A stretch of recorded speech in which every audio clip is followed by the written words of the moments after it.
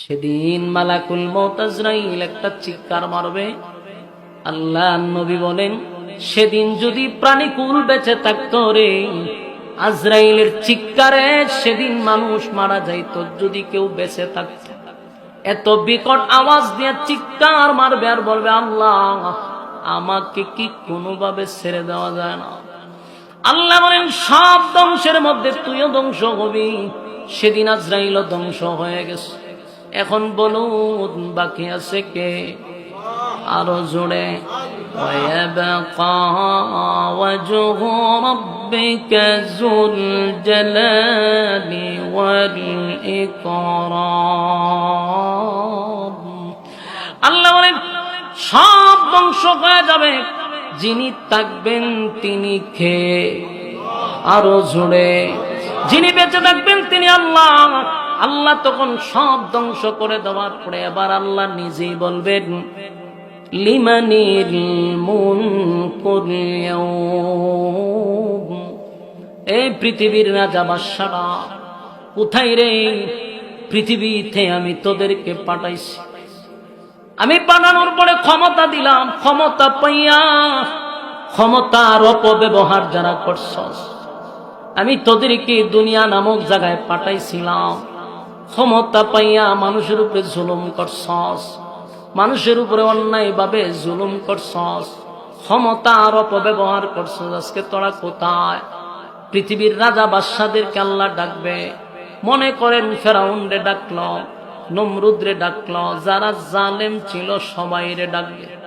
ফেরাউন রেও ডাকবে, নমরুদ রেও ডাকবে, সাজ্জাদ রেও ডাকবে, হামাইন্না রেও ডাকবে, আবু জাহিল্লা রেও ডাকবে, এমনকি যারা আছে বুশ রেও ডাকবে, এমনকি ট্রাম্প রেও ডাকবে, নেতানিয়াহু রেও ডাকবে, এমনকি মুদ্দারেও ডাকবে, দাদারে ডাকবে, এমনকি আমরার বিগত সরকার আফারেও ডাকবো। ঠিক না বেটি? সবাই ডাকবে। ক্ষমতা দিছিলাম, ক্ষমতার অপব্যবহার করছস। আজকে ক্ষমতা কার? কোনো শব্দ নাই। কোনো শব্দ আছে? যখন দেখবে কোনো শব্দ নাই, আল্লাহ নিজেই বলবে, লিল্লাহিল ওয়াহিদিল কাহ্হার। আল্লাহ ডাকতে বলে, আজকে একমাত্র রাজত্বের মালিক আমি আল্লাহ। আমি হলাম আজকের রাজত্বের মালিক। এ যুবক ভাইরা, মুরব্বী বাবারা, এখানে একটা বিষয় আপনাদের জানা দরকার। ইসরাফিল সিংহায় ফুঁক দিবে। প্রথম সিংহায় ফুঁক দেওয়ার পরে সব ধ্বংস।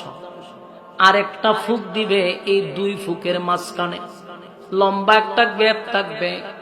40 বলা হইছে, এটা 40 বছর হইতে পারে, 40,000 বছর হইতে পারে, 40 লক্ষ বছরও হতে পারে, এটার কোনো সীমা রেখা নাই। কিন্তু দুই সিংহার মাঝখানে একটা গ্যাপ থাকবে। ওই প্রথম সিংহার দ্বিতীয় সিংহার মাঝখানে একটা নীরব সময় যাবে। তখন আল্লাহ শুধু একাই থাকবেন। আবার আল্লাহর মন চাইবে সিংহায় ফুঁক দেওয়ার জন্য। আবার সর্বপ্রথম ইসরাফিল আলাইহিস সালাতু ওয়াস সালামকে আল্লাহ ডাক দিবেন, জীবিত করবেন। মালিক বলবে, ইসরাফিল রে, সিংহায় ফুঁক মার। ইসরাফিল যখন দ্বিতীয় সিংহায় ফুঁক দিবে, তখন মানুষের ভিতরে আবার রূহ তৈরি হবে। সুবহানাল্লাহ। ইয়াদ রাখবেন, প্রথম সিংহায় ফুঁক দেওয়ার পরে সব প্রাণীকুল ধ্বংস হয়ে যাবে। আর দ্বিতীয় সিংহায় যখন ফুঁক দিবে, তখন মানুষের ভিতরে রূহ গঠন হবে।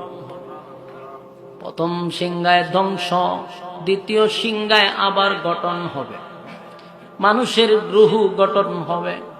আপনার আর এটার নাম হইল শ্রীমঙ্গল, কমলগঞ্জ, আলীনগর। ঠিক না বেঠি? এই আলীনগরের জমিনে 100 বছর আগে, 200 বছর আগে যদিও মানুষের কবর থাকে, আবার কিয়ামতের লক্ষ লক্ষ বছর পরে যখন সিংহায় ফুঁক দেওয়া হবে, সেই মাটির নিচ থেকে মানুষটা আস্তে করে ওইটা দাঁড়াবে।